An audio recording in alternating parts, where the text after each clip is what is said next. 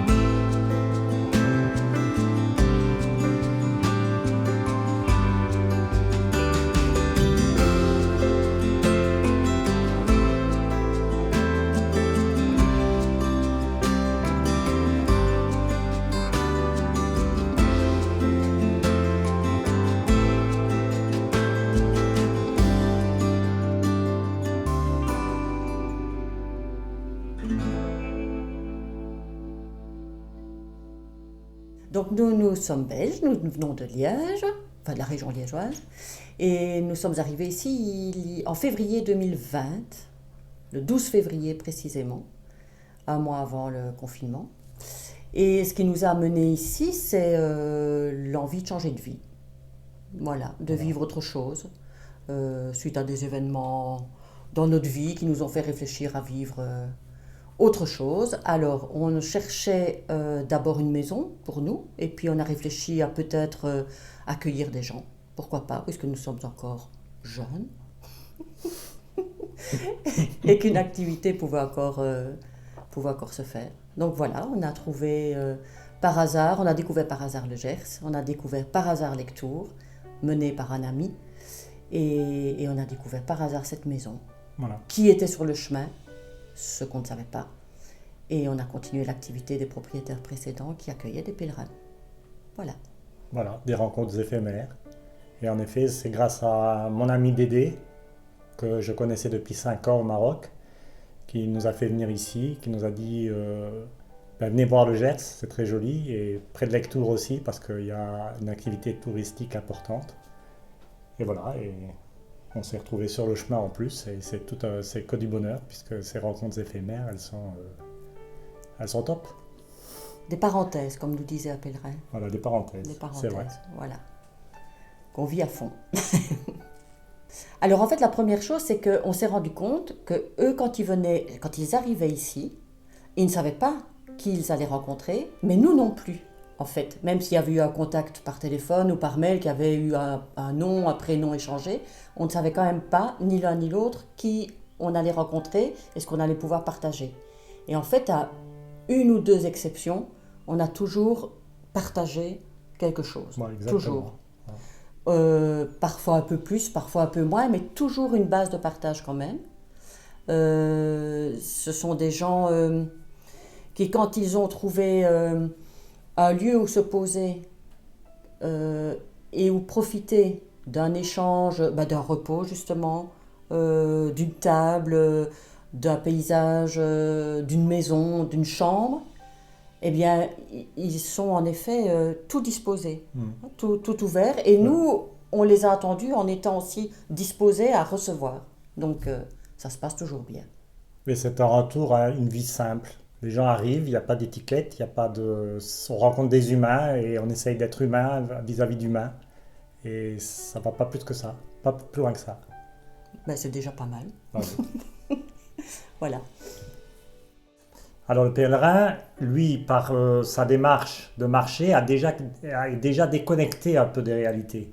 Il est dans son spiritualisme, il a déjà réfléchi, il arrive ici, il recherche un contact, des choses simples, à manger, un repos. Tandis que le touriste, lui, arrivant, il a déjà ses objectifs, il n'est pas déconnecté. Donc il pense déjà à ses visites, à ce qu'il va faire le lendemain, à son emploi du temps, etc. Mais tout ce qu'on peut voir, c'est qu'après un certain temps, en fonction de différentes personnes, on aboutit au même résultat, c'est-à-dire que la chaleur humaine revient autour d'une bonne assiette, etc., etc. L'échange se fait de toute façon, à un moment ou à un autre, que ce soit avec le touriste ou le pèlerin. C'est c'est l'enrichissement de ces tables-là, parce qu'on s'aperçoit qu'à un moment, on peut même se retirer un peu, parce que si ça s'est bien connecté entre les personnes, elles discutent entre elles, et alors voilà, il y a un échange qui se fait, et cet échange éphémère est complètement... il y a des fois, on est spectateur de tout ça, on regarde, et puis on dit, waouh, c'est super, quoi. La table, elle fonctionne toute seule, et les gens, on voit qu'ils sont contents, quoi. Il y a pas de... Ils sont tout simples, ils sont dans leur plus grande simplicité, quoi. Ce qu'il y a aussi, c'est que le touriste est souvent émerveillé de ce que le pèlerin accompli. Oui, exactement. Admiratif, ouais, de ce que le pèlerin accomplit. Ouais. Et le pèlerin, lui, par contre, il reste assez modeste. Il raconte et tout, Ouais. mais il reste assez modeste. Mais le touriste, ça l'intéresse. Voilà, il veut savoir. Pas nécessairement pourquoi, parce qu'il y a très très rarement des questions intrusives, mais il veut savoir le chemin, comment ça se passe, ce qu'on rencontre, ce qu'on vit. C'est vrai. Exactement. Ouais. Ouais. Donc il y a vraiment une belle cohésion. Oui, la première fois qu'on a accueilli des gens, on connaissait, bien sûr, on recevait nos amis, etc. Mais de là à recevoir des personnes extérieures qu'on n'avait jamais rencontrées, etc. Ça, c'était quand même un certain stress pour nous, quoi. Faire à manger, bon, on sait, mais accueillir les gens, on ne savait pas très bien comment ça allait se passer. Et pour finir, là, on revient à toute la grande simplicité, c'est que ça s'est fait naturellement et parce que les gens sont sur d'autres références et que on rencontre des humains simplement, sans étiquette, sans rien. Et voilà, ça a été facile pour finir. Oui, le premier couple, c'était un couple de retraités et qui sont venus passer 2 jours ici. En fait, nous n'avons jamais vraiment su comment ils avaient atterri ici, Non, mais peu ouais. importe. Ils sont venus passer 2 jours ici et le deuxième soir, un couple de Suisses marcheurs qui étaient partis de chez eux. Donc là, on était aux alentours du 12 max, Ouais. juste avant le confinement. Ils sont arrivés chez nous en tant que marcheurs, eux. Et donc, en effet, on a passé une soirée. C'était déjà une soirée avec des vacanciers, on va dire, et des marcheurs. Ça a marché, ouais. Et c'était super. Alors le chemin, en fait, on le connaissait depuis très très longtemps de nom. Et il y a une trentaine d'années, avec un ami, son épouse et Jean-Pierre ne voulaient pas, mais avec cet ami, on avait dit un jour on fera le chemin. Et puis la vie, sans vraiment savoir en fait, mais on avait ce fantasme du chemin de Saint-Jacques-de-Compostelle où on marchait, voilà, on marchait. Et c'était difficile, Et je lui avais dit, allez chiche, un jour on le fera. Et puis la vie nous a rattrapés, le boulot, les enfants et tout. Et puis quand on en a reparlé régulièrement, mais on rigolait, on disait, ouais c'est ça, t'as vu, on n'a plus le temps, on n'a plus l'âge, on n'a plus ceci. Et c'est vrai que c'est un ami proche, et quand il a su qu'on avait acheté à proximité du chemin de Saint-Jacques, ça nous a fait penser qu'on avait un jour évoqué le fait de le faire. Et du coup, on y réfléchit quand même un peu. Plus avec lui, Non, non, parce qu'en effet, il est plus partant. mais nous deux, on se dit, tout compte fait, c'est vrai que pourquoi pas. Pourquoi pas Ouais. un jour le faire. Peut-être dire que c'est quand même une agréable surprise. On s'est quand même lancé dans Ouais. le vide, dans l'inconnu. C'est vrai. Et on s'y est mis très très vite, mais naturellement. Donc ça, c'est une agréable surprise. Il faut dire aussi que quand on en a parlé à nos amis en Belgique, ils nous ont aidés parce qu'ils n'ont eu aucun doute. Ils nous ont dit, ça vous conviendra très très bien. C'est vrai. Ouais. Donc ça a été porteur. Et enfin, moi, j'ai l'impression que ça a été naturel très très vite. Oui, Mais exactement. grâce aux personnes que nous recevions aussi, bien sûr. Hein. Mais on le fait aussi dans un certain état d'esprit. On le fait dans l'objectif de faire plaisir aussi. Ça va au-delà de l'accueil. On ne regarde pas l'aspect financier à tout prix. On cuisine ce qu'on a envie de cuisiner. Et il y a des fois peut-être qu'on gagne un peu d'argent, des fois on n'en gagne pas.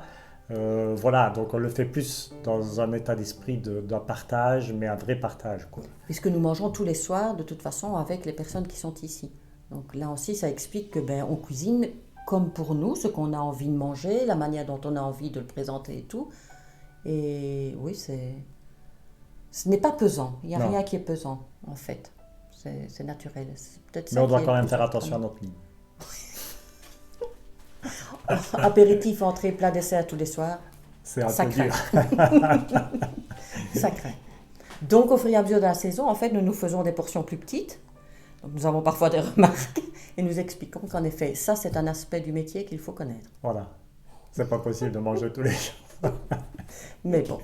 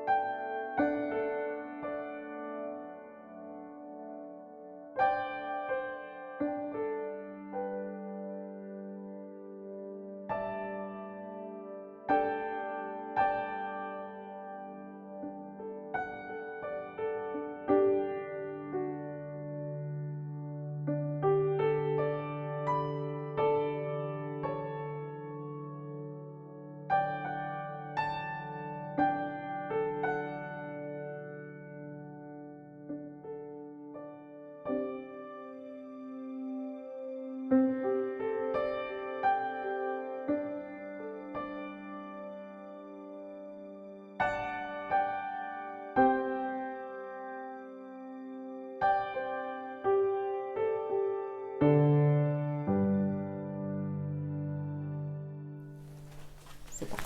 Donc voilà, je remets bien. Hop.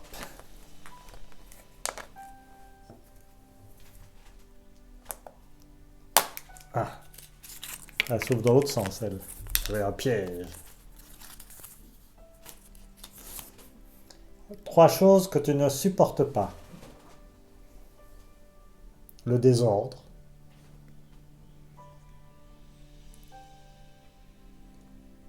Que les gens rouspètent pour rien. Je pense qu'il y a toujours moyen par le dialogue d'éviter les malentendus et des disputes. Et qu'il fasse pas beau. Parce qu'on est venu ici pour le soleil et c'est vrai que quand il fait pas beau, c'est pas amusant, surtout que cette année le temps est un peu compliqué, donc en effet c'est un peu moins sympathique. Mais bon voilà, on s'y habitue évidemment. Allez, à ton tour.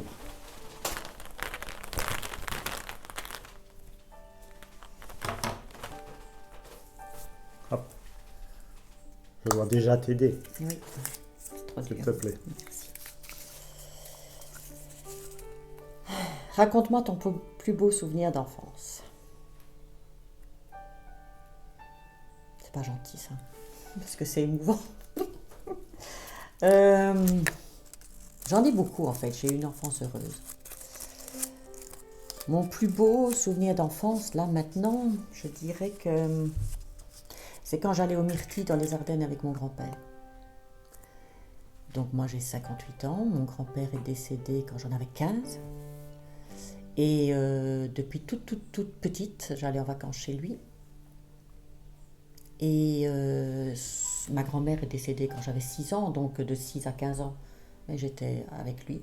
Et nous allions, et avec ma sœur, et nous allions donc aux Myrtilles, près de Vielsalm, dans la forêt là-bas, avec le peigne, que j'ai toujours ici au-dessus, et son béret qui est là. Et mon plus beau souvenir de ces après-midi, c'est lui, il peignait consciencieusement les myrtillers pour avoir un maximum de myrtilles pour faire de la confiture. Et ma sœur et moi, nous en mangions la moitié. Et donc à la fin, il nous faisait tirer la langue. Et plus la langue était mauve, plus on avait une petite réprimande. En disant, vous n'avez pas assez dans votre seau, vous avez trop dans votre estomac.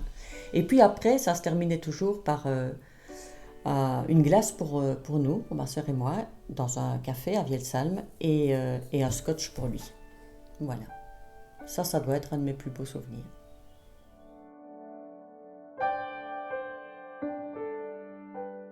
Du floc de Gascogne, ça fait longtemps. Très bon.